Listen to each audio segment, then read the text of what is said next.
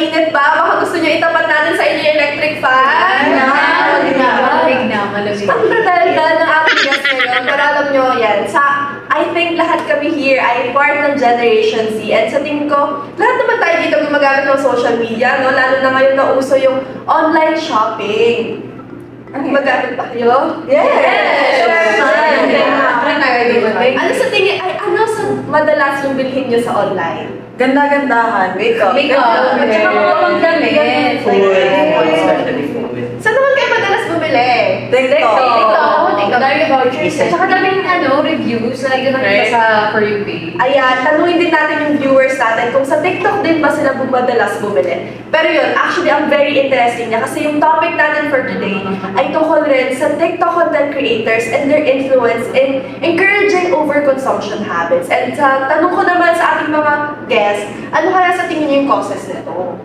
Actually, para sa akin, one of the main reasons is impulse buying behavior. According to Aragontillo and Aris in 2018, social media can prompt people to buy things impulsively. Because of this, people post their purchases online and of course give suggestions, just like how Shang said in 2016. You're so right there because Kim and Johnson 2016 also mentioned this, that they said that these posts drive people, especially consumers, purchasing intentions, and all of these contributes to the increased brand affinity, which also leads to subconscious purchasing decisions. And let's also not forget how these influencers post in social media and their conspicuous behavior. Correct. Alam niyo, pansin ko din yan. Influencers frequently display flashy and pricey items that would entice their followers na bilhin yung same items. Katulad nga ng sabi ni Pellegrino noong 2022 na some people would buy expensive things that would display their possessions and let the world know about their social status. And that's what I think the result from how people spend more time on social media. It resulted for them to compare themselves to celebrities or influencers. They tend to meet the society's expectation and achieve the lifestyle they dream of. In fact, according to Richins and Rudmin's 1994, it wields many people to make the influencers as the standard to self-comparison, which resulted to FOMO or fear of missing out. I actually agree with Thea kasi it all boils down with social media intensity and how people na frequent sa social media and exposed to this different kind of lavish lifestyles have the tendency to buy things na nakikita din nila sa mga napapanood nila. Ayon niya kay Torum Grohen in 2021, people exposed to this, influencers have the tendency to buy the same items kahit hindi naman talaga nila kailangan. Ayan, I actually agree with everything you just said. Kanina nga actually napapaano ko na, oo nga no, kaya ako pala ito ginagawa kasi ganun yung nakikita ko. Pero I'm curious kung alam na natin yung causes, how does this manifest for you guys? For me, materialism, of course. Mga bading nga naman yung materialism. Alam ko yan. Text ko na lang. Alam ko na! Materialism is the tendency to consider material possessions and physical comfort as more important than spiritual value. Kitang-kita ng Diyos na nag-research ka. Anyway, tama naman. Because we tend to hold our material possessions as comfort, as discussed by Hasser and Ahuvia in 2002, that those individuals that highly valuing materials adopt consumption-oriented lifestyle, and often they experience declining in the psychological and mental well-being, such as other serious issues such as unhappiness, depression, and poor health. Dagdag ko lang when we have that materialism, we also have the emotional attachment to the fashion goods na pinapurchase natin. Because of that, nagiging impulse natin siya to buy. According to Yurgison and Cook noong 2017, this desire is a material desire na need ma-fulfill ng isang tao. That's why we have this repetitive pattern of buying again despite the changing trends. And bumibili tayo kahit di naman natin kailangan, which is resulting to irrational and wasteful consumer practices. I agree, no? It is actually disheartening to see how much waste we accumulate in just a year because of impulse purchases. I think this is one of the biggest consequences of FOMO or fear of missing out, which is so common in our generation.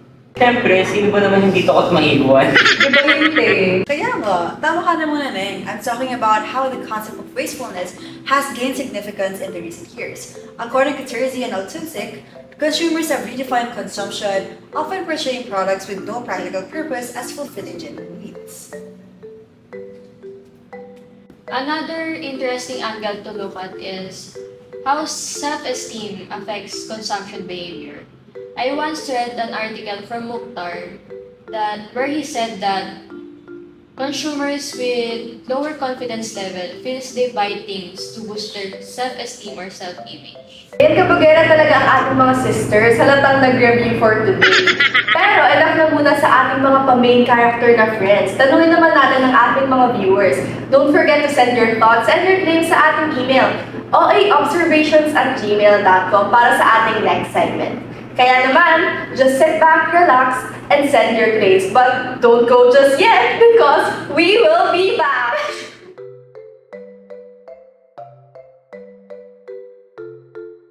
Welcome back everyone! I hope na-enjoy niyo yung break kasi we're gonna dive right into our next segment na Prove or Debunk Their Claims! Ano naman yung pakulo na yan? Hindi ako na-inform. Pagod na ako sa inyo. Kasi te, baka di ka sali sa isang GC namin. What if hindi ko mambibig?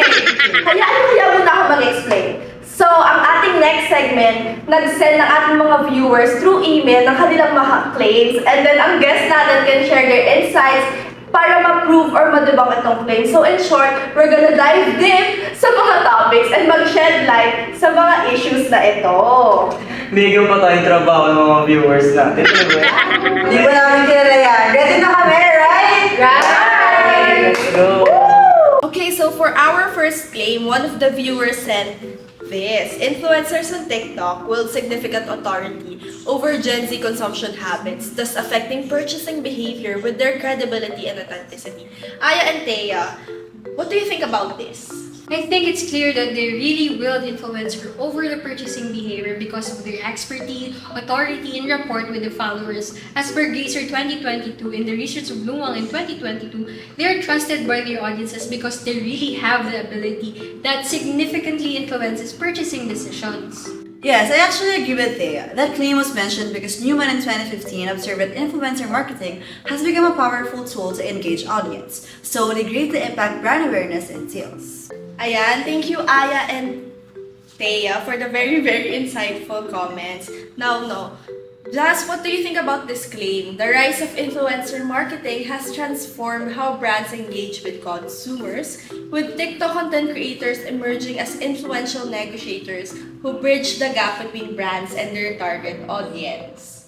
I actually agree with their claim because it's very fascinating how TikTok content creators become influential mediators between brands and consumers. Actually, according to Sugiharto's study in 2019, they show how influencers influence others by sharing their experiences in endorsing products. Well said, Jazz. Now, Randy and Saki, for the third claim, say here that consumers who engage with influencers' videos promoting responsible consumption can be empowered to combat overconsumption. Now, what is your take on this? Consumers that engage in de-influencing content on TikTok encounter valuable knowledge, experiences, and even personal growth, just like Johnston and Lin last 2018 said that they gain awareness and education on crucial topics, like adapting more sustainable consumption practices or anti-hauls through such content.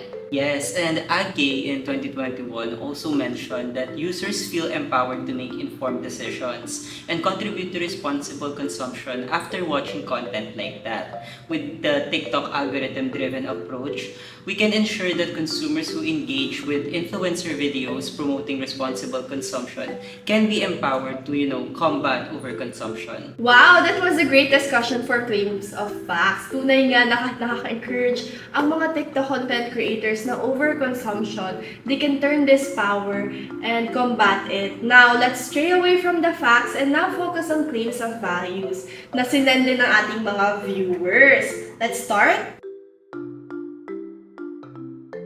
May gustong patunayan tong isa nating sender by stating that TikTok content creators make more meaningful impact by prioritizing content that encourages conscious consumption over impulse buying. O go, ilabas ang say, Randy. Grabe naman yun siya. Pero it's a breath of fresh air when influencers use their platform for good.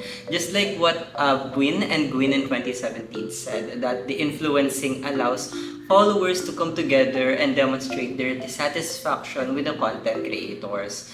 With this, the influencers, can use their content to promote conscious consumption sa ating mga consumers. Ayan, so now let's hear Thea and Jazz. Kasi sabi ng ating viewer dito, TikTok influencers now wield more influence in shaping consumer preference than traditional celebrities. Totoo ba to for you, Thea? Talaga bang mas lamang na ang influencers over our celebrities? I think it's kind of evident nowadays because many of today's companies use social media influencers for brand promotion rather than traditional celeb endorsement. As Morwick 2015 also stated, and Deforba and Rochefort 2017 also found that influencer influence teenagers' brand perception and purchasing decision more than celebrities. Baklaki na naman lahat ng answers. Sarang mga sagot niya. Pero, yeah, actually, I agree with Thea's take on this because I've read on a study shot in 2019 that people just connect better with influencer than celebrities because they perceive more similarities with them. So, they have greater trust in these influencers. Oo nga, no? Pero ayun. Let's now move on to our next. Bakit hindi naman natin pakinggan yung very sweet voice ni Aya and Saki? Sabi kasi dito sa email, TikTok influencers have stronger influence on consumer behavior than influencers on other social media platforms. Correct ba to para sa inyo? For me, na lumaki bilang isa sa mga keyboard warriors sa Facebook. It was a strong choice of marketing because of the large number of users and engagement rates. This is supported by Hailin et al. Last 2020, who said that FB's peak has passed and may decline in the future.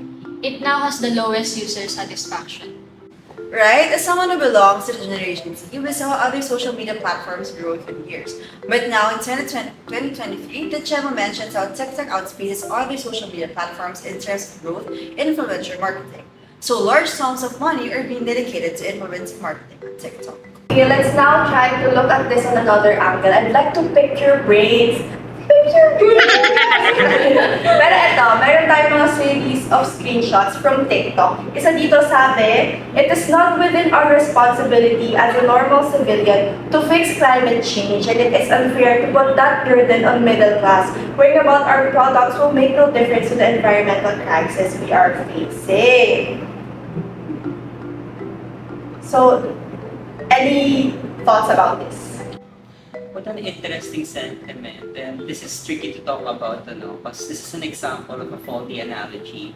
This is a fallacy, as you cannot dismiss yourself of the responsibility to safeguard environmental welfare just by comparing your impact to the government's, as you are not on the same level with different tasks to rightfully fulfill. Right? Because while broader systematic changes are needed, individuals' actions are still essential as drive for change needs to be present in every corner. It is essential in reducing our greenhouse gas emission, especially in the topic of overconsumption, as it causes large part of our carbon emission according to Cho in a study last 2020. Actually, I have read the same article, Thea, and what got me interested is when Chu stated that the manufacture of the daily goods that we consume and purchase accounts for almost 45% of all greenhouse gas emissions worldwide. Exactly, I can add what Widman has noted in 2020. Cutting consumption is more important than just trying to green it by purchasing more products made responsibly. Hence, being a more conscious consumer creates an impact. And when you get involved in your government or in your neighborhood or an organization or even just a group of friends or family, you often influence what action other people take. Likewise, other people are often influencing what actions you take. Alam niyo kasi, people occasionally believe that their activities won't have much of an impact on climate change. But small actions can develop into larger social trends that do.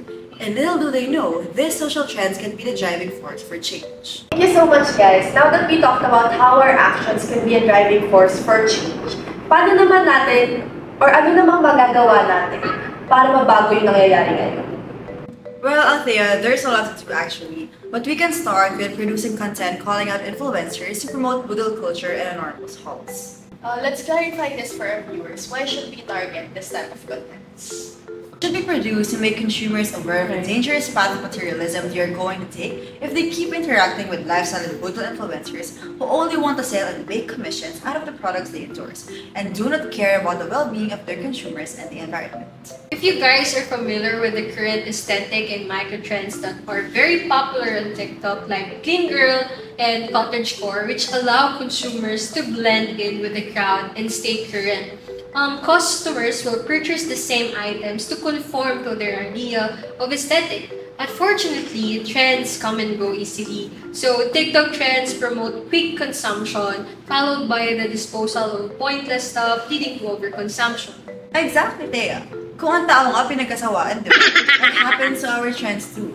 But the good thing is environmental problems have grown in importance in society recently, and customers are becoming more conscious of these issues, and that's according to Kim and Lee's study in 2023. However, consumers find it difficult to find facts regarding how clothing affects the environment. Exactly. So this is why pushing content creation that leads to environmental awareness is so important, because the fashion industry supply chain processes are gaining greater awareness among consumers, suggesting that alterations in our shopping habits may result in corresponding modifications from manufacturers, as stated by King's College London in 2019. Yeah, it's actually worth the risk because in the same article, they state that moving toward green initiatives could also allow the industry as a whole to benefit as it takes on a more environmentally responsible life given the growing interest in the more sustainable solutions. I agree, kasi with the current impact of TikTok, it is undeniable how it affects our consuming behavior. Kasi di ba, ang dali lang, isang pindot mo lang, meron ka na agad ref, and ang gagaling na rin kasi mag-promote ng mga influencers, lalo na sa social media. Kanina parang gusto ko na naman bumili ng blush on. Trend na yung blush on. Oh, ano ba, ang dami ko pang pisngi. Right? That's why the term the influencing is so important. With the influencing, content creators educate their followers on a deeper level about living sustainably and protecting the environment. Actually, in a study conducted by Unilever, they found out that today's consumers' green decisions are primarily influenced by influencers. It is much more popular than TV documentaries, news pieces, and government initiatives. Talaga yung impact ng influencers, and I'm sure even our viewers would agree. Kaya naman, one thing that we're doing right now is we're pushing a collaboration between the environmental organization Mother Earth and TikTok influencer with Belle Rodolfo, syempre. She has been producing content to educate people on overconsumption and its long-term effects on our environment. This collaboration aims to target consumers to purchase less and more responsibly. And of course, we choose Belle because she has been consistent with this advocacy since the first year she joined TikTok as a beauty content creator. Actually, we chose Belle for this because of the positive feedback she has been gaining with her content. In one of her TikToks, there was a comment that said, "Love this video of yours. Makes me feel like I don't really need to buy everything in the market since I have other existing products." Tama, no, it really shows that people believe in her and the advocacy that she's pushing. According to what El Madi and Yahiya stated in 2020, the influencer plays a crucial role in grabbing the user's attention and fostering communities because of the parasocial relationship that develops between them. Because opinion leadership has been found to be favorably correlated with intentions to follow social media accounts and their recommendation, and it has been deemed essential in marketing communications. And because influencers who demonstrate leadership provide insightful, worthwhile, and practical information, social media users will heed their accounts and recommendations. I've read this from Fakredi and Furodi in their study in 2021. At ayun na nga ang observations ng mga OA. Sa ating mga viewers, I hope marami kayong natutunan. And of course, thank you rin sa ating mga guests. Yan! Once again, this is OA Observations, your latest scoop in all things pop culture. Bye!